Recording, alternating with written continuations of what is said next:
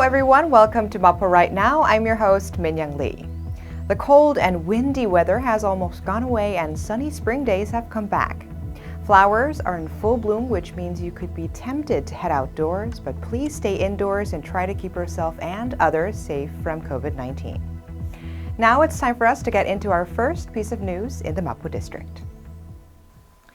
COVID-19 frees the nation, but the warmth of spring has arrived. In front of the Mapo District Office Building, flowers are in full bloom, filling the surroundings with a hint of spring in the air. COVID-19 has been preventing us to go outdoors to feel the warmth of spring. But how about taking some time to enjoy footages of beautiful flowers for a moment? While the nation has been fighting COVID-19, spring has returned with a warm temperature peaking up to 16 degrees Celsius during daytime. March 20th was the vernal equinox, or Chunbun in Korean, where the lengths of night and day are the same. The COVID-19 outbreak is still ongoing, but the flowers are in full bloom everywhere in the neighborhood to lift the spirit of Mapo residents and bring back smiles for a while. The government has urged for a stricter social distancing for 2 more weeks, which is a crucial period to stop the spread of the virus. Let's take a closer look into the government's social distancing guidelines. According to the government, it is recommended that confined facilities with higher risks of mass infection, including churches, indoor physical training centers, and entertainment facilities, halt operations for 15 days. Those operating should strictly follow safety guidelines.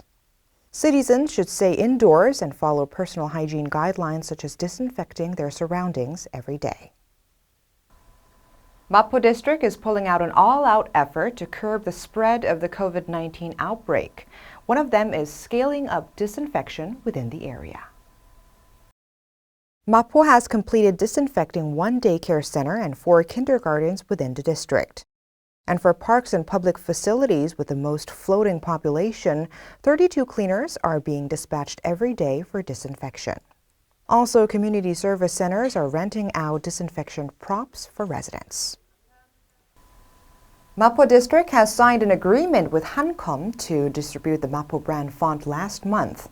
The font can now be installed and used at Hancom office programs. Last year, Mapo District made 9 types of free fonts called the Mapo brand font for those using the Hancom Office 2018 to 2020 version software program. Hancom will be distributing this font through its products. Mapo will enable free use of the font for small business owners so that they could use the font on store signs without having to worry about copyright issues. The Mapo brand fonts can be downloaded through the Mapo District website. Seoul City is planning to support young people who lost their jobs due to the COVID-19 outbreak. Let's look into what the Seoul Metropolitan Government has come up to give a helping hand to young people hit by the virus epidemic.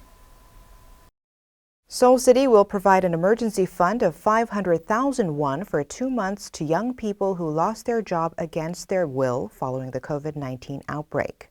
For young freelancers out of work, Seoul City will collect business ideas and give out business expenses within 10 million won for selected ideas. Emergency funds will be provided in 4 different categories: youth allowance, freelancer business funding, and supporting small business owners and video content creators. So what are you doing at home these days while practicing social distancing? There are many things people do to pass time and fight boredom, like making the popular dalgona latte at home and planting bean sprouts.